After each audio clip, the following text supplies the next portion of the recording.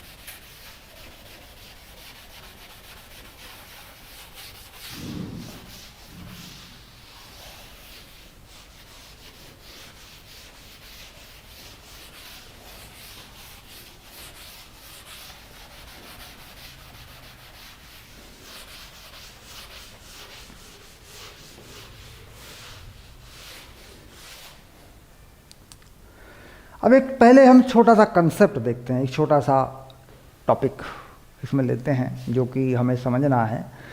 अब इसमें हमें ये समझना है कि ऊर्जा संरक्षण के नियम के अनुसार जो ऊर्ध्वाधर गति में या आनत तल पर गति होती है उसमें वस्तु के किसी ऊंची स्थिति से कहीं नीचे आने में जो समय है वो अलग अलग हो सकते हैं, लेकिन वस्तु की अंतिम चाल वही होती है। अब इसको समझने का सरल सा तरीका मैं आपको बताता हूँ।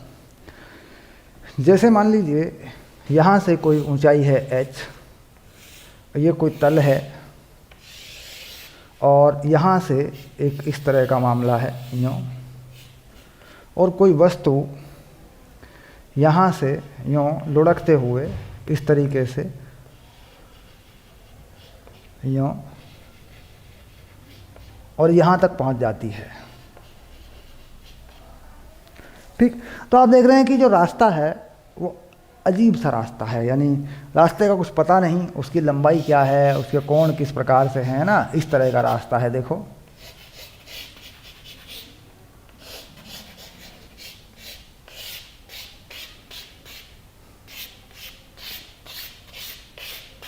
ऐसे।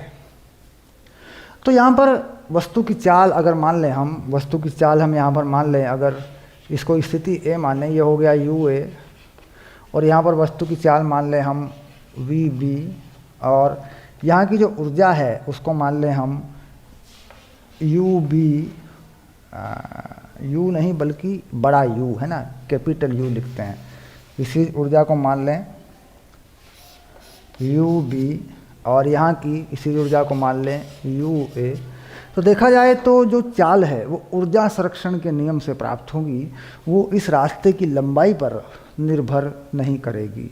अब इसी में अगर हम लिखते हैं तो हम बड़ी आसानी से समीकरण लिख सकते हैं, ठीक। क्यों, क्या लिखेंगे हम लिखेंगे u a plus 1/2 M u a, और यहाँ पे लिखें अंतिम स्थिति में आके लिखें तो ये हो गया U B plus 1/2 M V B का वर्ग। तो जो वी बी का मान यहाँ से निकल के आता है वो इस रास्ते की लंबाई पर निर्भर नहीं करता। अब देखिए दूसरा तरीका देखते हैं, बिल्कुल इसी पर डायग्राम बना के बताता हूँ। ऐसे कर सकते हैं, देखो यूँ, ये कोण मान लेते हैं ये है 45 डिग्री, और ये कोण मान लेते हैं कि ये है 30 डिग्री का, और ये जो ऊंचाई है इसे मान लेते हैं h, और दो गेंद हैं हमारे पास, एक हमने इस तरफ को छोड़ी यूँ एक हमने इस तरफ को छोड़ी, यूँ। यहाँ पर जो ये गेंद है इसको मैंने मान लिया गेंद P, इसको मान लिया Q। तो यहाँ पर जो चाल प्राप्त होगी मुझे, वो मुझे प्राप्त हो रही है VP, और यहाँ पर जो चाल प्राप्त हो रही है मुझे, अंतिम चाल, वो प्राप्त हो रही है VQ। यहाँ पर दोनों को मैंने छोड़ा है 0 पर, यानी यहाँ पर जो UQ है वो है 0 और यहाँ पर जो UP है वो भी है 0, यानी जो प्रारंभिक चाल है वो 0 है, वो 0 है।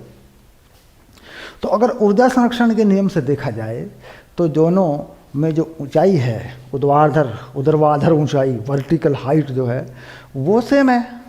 तो इसका मतलब यह है कि जो वेग हैं VQ, वेग का परिमाण है ना, ये बराबर होगा VP, इस प्रकार, क्योंकि यही नियम लग जाएगा। क्या फ़र्क होगा, यहाँ पर जो समय लगा है वो लगा है TQ और यहाँ पर जो समय लगा है वो लगा है TP। तो ये बात पक्की हो जाएगी कि TP बड़ा होगा TQ से। ये बात तो सही है, क्योंकि जो ज़्यादा रास्ता तय करेगी उसमें समय ज़्यादा लगेगा, लेकिन अंतिम चाल वही मिलेगी आपको। ऊर्जा संरक्षण के नियम से अंतिम चाल वही मिलेगी, क्योंकि ऊर्जा में परिवर्तन जो है mgh, स्थितिज ऊर्जा में हानि वही बनेगी गतिज ऊर्जा, ठीक। तो वो तो सेम होगी, दोनों में बराबर होगी, ठीक।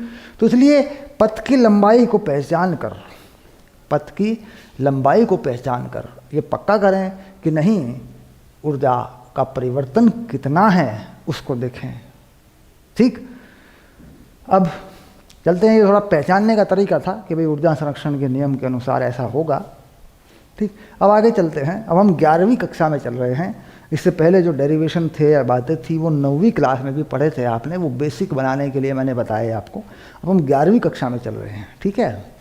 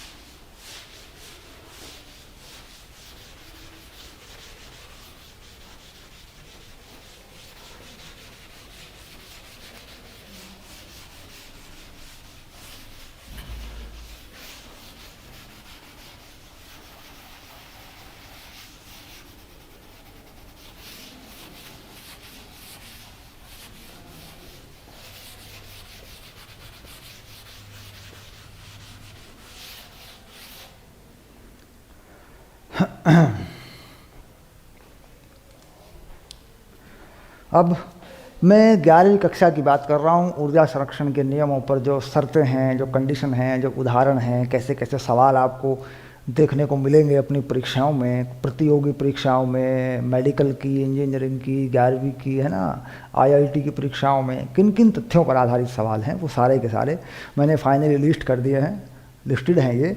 तो मैं अब एक एक देखता हूँ कौन सा नंबर है हमारा, हमें जो समझना है, ठीक है।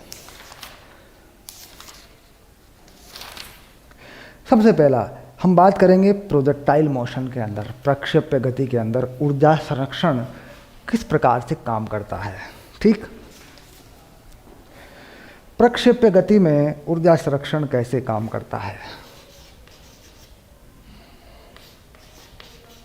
प्रक्षेप्य गति, ठीक। तो साधारण सा एक प्रक्षेप्य बनाते हैं, एक प्रोजेक्टाइल बनाते हैं इस प्रकार, और प्रोजेक्टाइल को यहाँ से फेंक देते हैं किसी कोण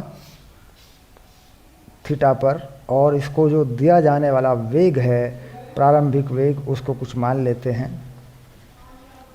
ये बना दिया प्रारंभिक वेग, इसको बना लेते हैं u0, ठीक, ये बन गया। और इस कण का जो द्रव्यमान है, इस पार्टिकल का जो द्रव्यमान है, वो मान लेते हैं m, ठीक। अब ये प्रोजेक्टाइल प्रक्षेप पे गिर रहा है, ये y अक्ष मान लेते हैं, ये x अक्ष मान लेते हैं, इसको मान लेते हैं x अक्ष और इसको मान लेते हैं y अक्ष, ठीक। ये जो पहली स्थिति है इसको मान लेते हैं ए, तो सबसे ऊंची स्थिति है उसको मान लेते हैं बी आगे की तरफ, और अपनी मर्जी से कोई स्थिति मान लेते हैं सी जिसमें इस तरफ को चलेगा। इसकी ऊंचाई को मान लेते हैं एच सी, इसकी ऊंचाई को मान लेते हैं एच बी, ठीक। और इसकी जो ऊंचाई है वो कितनी है, वो है एच ए, वो है 0 है, ठीक। यहाँ की जो चाल है यू ए वो यू नॉट है, यहाँ की चाल को मान लेते हैं यू बी, यहाँ की चाल को मान लेते हैं यू सी, ठीक। अब ऊर्जाओं को लिखते हैं और प्रोजेक्टाइल की जो अंदर की जानकारियाँ हैं वो इस पे लगा के देखते हैं, ठीक। तो अब बात सीधे सीधे क्या है कि जो ऊर्जाएं हैं वो बराबर होंगी, यानी बात यह है कि कुल ऊर्जा ए पर बराबर होगी कुल ऊर्जा बी पर, बराबर होगी कुल ऊर्जा सी पर, ठीक। अब इसके अलावा कोई बिंदु यहाँ पे भी मानना चाहो यहाँ पे भी मान सकते हो, जब ज़मीन पर टकरा रहा है इसको मान सकते हैं डी, और यहाँ पे जो वेग से टकराएगा वो हो गया यू डी, ऐसे, ठीक। तो एक चीज़ और जोड़ देते हैं ई डी। अगर हम सबसे नीचे के तल की स्थितिज ऊर्जा को 0 मान लें, यानी हम ये मान लें कि यहाँ ये जो तल है इसमें यू ए जो है वो 0 है, मानना है, होती नहीं है, मान लें, ताकि हमारे पास जो स्थितिज ऊर्जाएँ हैं वो mgh के फार्मूले के साथ आ जाएं।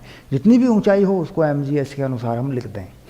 अगर हम करें ई ए की बात, तो ई ए पर जो ऊर्जा है, जब ये पार्टिकल प्रोजेक्टाइल या प्रक्षेप्य गति पे चला तो इसको एक ऊर्जा हमने दी हुई है जो इसमें संरक्षित रहती है, हवा का प्रतिरोध नहीं माना जा रहा है।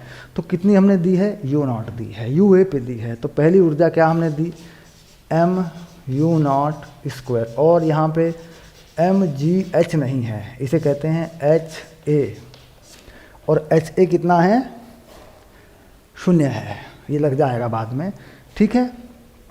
अब हम बात करें बी की, अधिकतम ऊंचाई का बिंदु, ठीक। तो अधिकतम ऊंचाई का बिंदु पे बात करें तो ये आ जाएगा, यहाँ की चाल होगी यू बी स्क्वायर, ये गतिज ऊर्जा हो गई, और ये हो गया एम जी एच बी, ठीक। तो हमने बात की अभी 2 संबंधों के बारे में, 2 ऊर्जाओं के बारे में, ऐसे। अब अगर मैं यहाँ से अधिकतम ऊंचाई मुझे मालूम हो तो मैं अधिकतम ऊंचाई पर वेग चाल प्राप्त कर सकता हूँ। अब देखो कैसे करते हैं।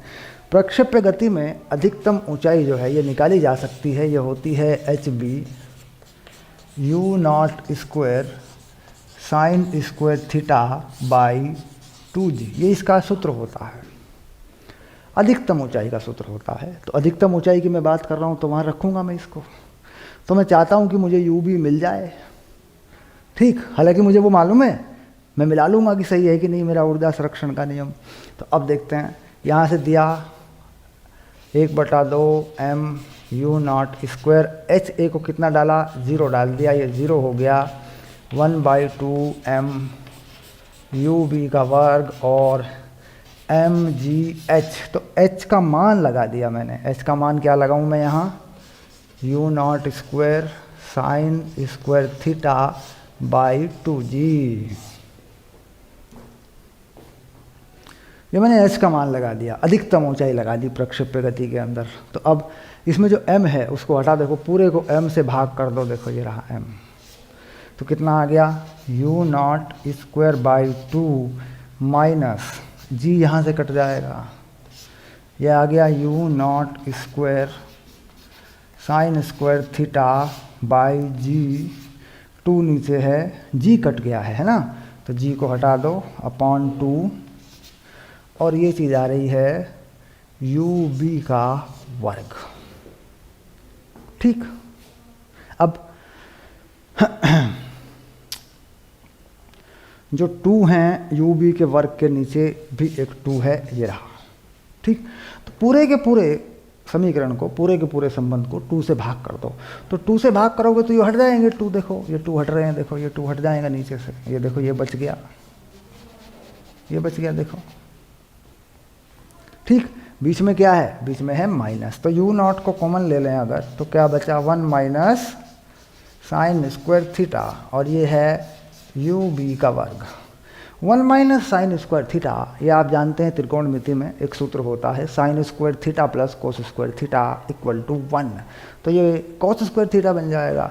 तो यानी यू बी का मान आ रहा है यू नॉट कॉस थीटा, बस। यानी अधिकतम ऊंचाई पर जो चाल है वो कितनी है, यू नॉट कॉस थीटा है। ठीक, अब थोड़ा सा और आगे चलते हैं, अब देखते हैं कि हम इसको और इसको मिला के देख लें, इसको। ठीक, इसको मिला के देखें तो क्या हमें मिलेगा,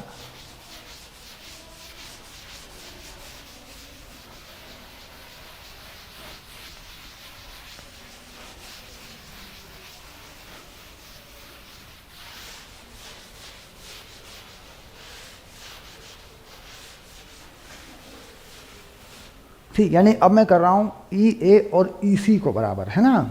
तो ई ए तो ये है ही मेरे पास, अब ई सी की बात मैं करूँ तो यहाँ क्या है, यहाँ है 1/2 एम यू सी का square plus M G H C,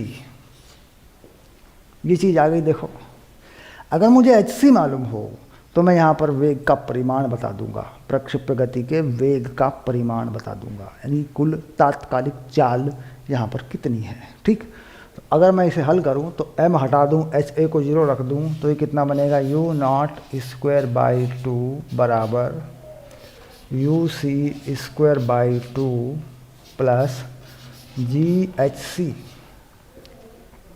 ठीक, अब मैं इसको करूँ you not square minus 2GHC वर्गमूल, और ये बन जाएगा UC। यानी देखिए गति का तीसरा समीकरण काम कर रहा है। तो ऊर्जा संरक्षण के नियम में G में H में गति का तीसरा समीकरण काम करता रहता है। तो अगर मुझे ये HC मालूम हो तो मैं क्या पता कर सकता हूँ, UC मालूम कर सकता हूँ। ठीक, अगर डी पे बात करूं तो एच डी क्या है, शून्य है, वापस आ गया, तो फिर वही चाल प्राप्त हो जाएगी। यानी ये यू डी जो होगा, ये यू डी कितना होगा, ये यू डी होगा यू नॉट के बराबर। ठीक, यानी प्रक्षेप्य गति में जिस चाल से आपने यहाँ फेंका उसी से प्राप्त होगा। क्या बदलेगा, अभी कोण इधर से है, अभी इधर से हो जाएगा, कोण बदल जाएगा, कोण का मान वही रहेगा लेकिन उसकी दिशा बदल जाएगी, कोण उल्टा हो जाएगा। एक अगर सीधे फेंकते ऊपर नीचे आता, ठीक, तो उसमें समय कुछ और लगता, इसमें समय कुछ और लगता। तो रास्ते की लंबाइयों पर क्या निर्भर कर रहा है, समय निर्भर कर रहा है। रास्ते की लंबाइयों पर प्रारंभिक चाल, अंतिम चाल या बीच में कोई कोई चाल वो निर्भर नहीं कर रही है, वो पाथ पर निर्भर नहीं कर रही है। ठीक, तो इस तरीके से प्रक्षेप्य गति पे भी ऊर्जा संरक्षण का नियम लगाकर हम समझ सकते हैं किस प्रकार ये काम करता है। ठीक, अब इसके बाद बात करेंगे, अगला बिंदु हमारा आ रहा है स्प्रिंग में कैसे काम करता है। स्प्रिंग का समीकरण बना के देंगे आपको, ताकि आपके जो आंकिक सवाल हैं बड़ी आसानी से हो जाएं। उस पर छोटी सी वैल्यू डाल के आंकिक सवाल भी करके दूंगा मैं आपको। ठीक है,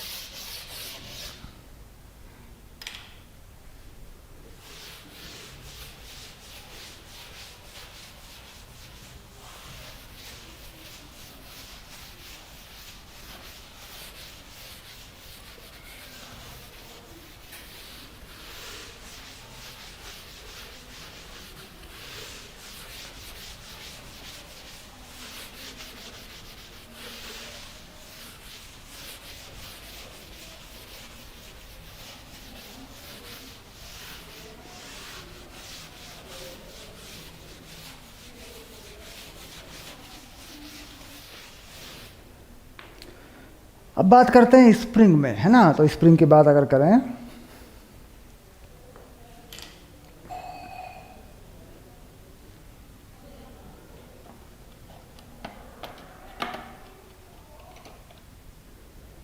तो सबसे पहले तो एक स्प्रिंग की 3 स्थितियां बनाते हैं। देखो ये है स्प्रिंग की पहली स्थिति, मान लो ये तल है कोई, ये स्प्रिंग की पहली स्थिति है, इससे एक द्रव्यमान को लगा कर रखा गया है ऐसे, ये है M।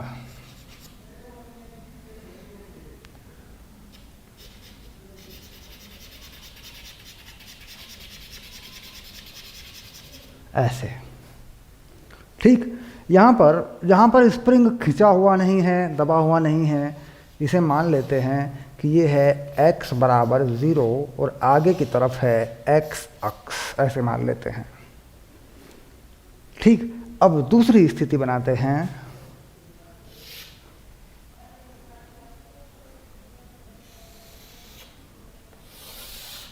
ऐसे x अक्ष, है ना। अब इसको थोड़ा खींचते हैं, यहाँ तक लेके आ जाते हैं ऐसे, छोटा बड़ा ना करें, साइज का ध्यान रखें, यहाँ तक लेके आ जाते हैं, देखो ऐसे, ठीक। और इस बार यहाँ से इसको खींच लेते हैं x0 ऐसे, और इस बार स्प्रिंग को बढ़ा देते हैं ऐसे, ठीक। यहाँ खींच कर इसको छोड़ देते हैं, अब इसको छोड़ दिया हमने यहाँ पर, ठीक। तो यहाँ इस स्थिति को मान लेते हैं, ये है स्थिति A, ये स्थिति क्या है, ये है A, ये है स्थिति B, और अब ये मान लीजिए वापस आ रहा है। अब इसकी तीसरी स्थिति बनाते हैं, यहाँ पर बना देते हैं तीसरी स्थिति को। अब बीच में कहीं यहाँ पहुँच गया देखिए, और ये है मान लीजिए x ऐसे,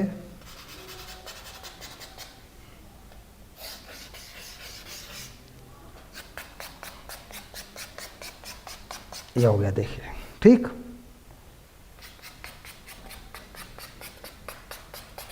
ये आ गया। ऊर्जाओं का नुकसान नहीं है, इसका मतलब उसकी शर्त क्या है, उसकी शर्त यह है कि यह है घर्षण रहित तल, घर्षण रहित तल, बस ये शर्त है और कोई बात नहीं। और जो तीसरी स्थिति है उसको मान लेते हैं स्थिति C, ओके। देखिए ये तीसरी स्थिति आ गई, खत्म। अब कुल ऊर्जाओं की बात करते हैं, कुल ऊर्जाएं कितनी हैं। देखें अगर पहली स्थिति में देखें, पहली स्थिति में कुल ऊर्जा अगर हम देखें तो कितनी बन रही है, देखो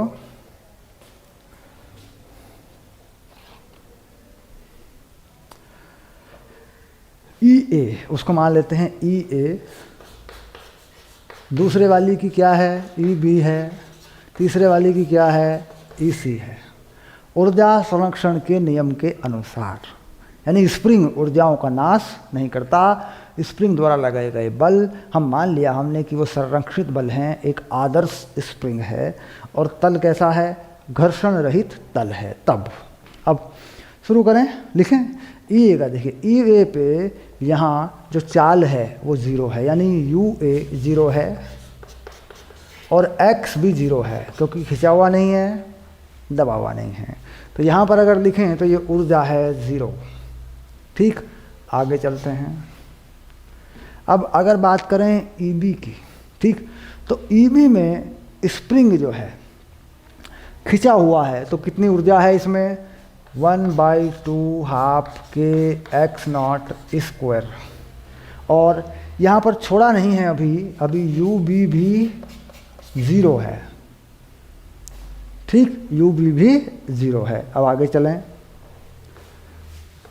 अब आ जाएं यहाँ पर मान लीजिए इस तरफ एक वेग से चल रहा है जो कि चलेगा, उसे मान लेते हैं UC, और कितना खिंचा हुआ है x। तो यहाँ की कुल ऊर्जा लिख दें 1/2 के x square plus 1/2 m UC का वर्ग।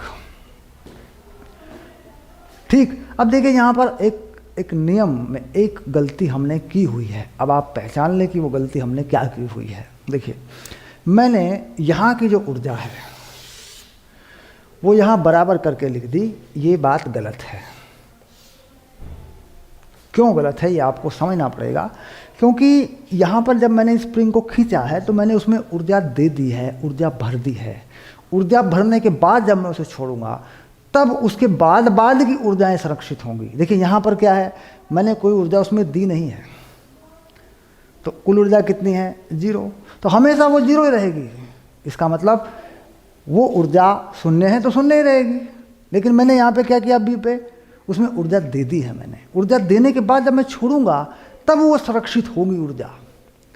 ठीक, तो इसका मतलब ये जो चीज़ है बस ये हमें समझनी है।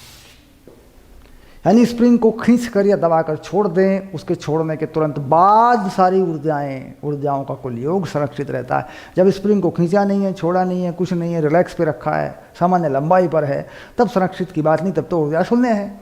अब यहाँ से मैं क्या ज्ञात कर सकता हूँ, मैं यहाँ से यूसी ज्ञात कर सकता हूँ। अगर मैं यूसी को निकालूँ तो यूसी कितना आ रहा है, देखो, वर्गमूल 1/2 के बटे m, ठीक, और ब्रैकेट में x0 का वर्ग माइनस x का वर्ग। तो ये मुझे क्या प्राप्त हुआ, यूसी। यानी जो द्रव्यमान जुड़ा हुआ है उसको क्या मान लिया हमने, m मान लिया। स्प्रिंग से जुड़ा हुआ द्रव्यमान घर्षण रहित तल पर चल रहा है। तो इससे हम क्या बता सकते हैं, किसी भी x पर हम उसकी चाल बता सकते हैं, चाहे वो इधर को जा रहा हो चाहे वो वापस आ रहा हो।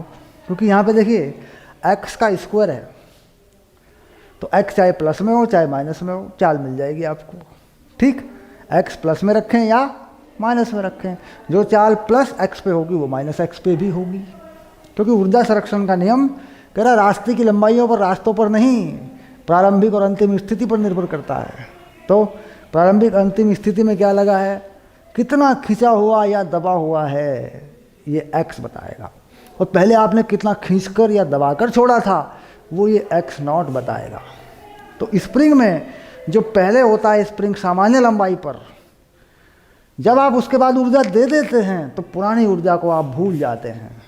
ऊर्जा देने के बाद जो नई ऊर्जा बनी अब वो संरक्षित होती है। ठीक, यानी स्प्रिंग में ऊर्जा देने के बाद उसको छोड़ दिया गया। तब अगर कोई बल अपने आप लग रहा है, जैसे गुरुत्वीय बल लग रहा हो, स्प्रिंग से लटका हुआ हो, फिर छोड़ दिया, फिर गुरुत्वाकर्षण की ऊर्जा, गुरुत्वीय स्थिति ऊर्जा संरक्षित हो जाती है स्प्रिंग की ऊर्जा के साथ मिलकर, गतिज ऊर्जा के साथ मिलकर। उसमें आपको ऊर्जा देने की आवश्यकता नहीं है छोड़ने के बाद। तो यहाँ मान लीजिए इस स्थिति में रखा है और मैं इसे छोड़ दूँ तो ऐसे ही रहेगा। ये तो संरक्षित ऊर्जा क्या है, पहले भी 0 है, बाद में भी 0 है। ऊर्जा दे के छोड़ा तो फिर इस वाले नियम को छोड़ दें, भूल जाएं। फिर जब ऊर्जा दे के छोड़ा तो ऊर्जा दे के छोड़ने का नियम लगाएं। अगर अपने आप बल लगे हैं, mg वगैरह, भार वगैरह, गुरुत्वीय बल लगे हैं तो उसके हिसाब से लगाएं। अब ये तो था क्षैतिज तल पर। अब इसी की बात करते हैं ऊर्ध्वाधर स्थिति में, यानी भार लगे हों इसके ऊपर, तो कैसे इसके ऊर्जा के समीकरण या ऊर्जा के संबंध लिखे जाते हैं। ठीक,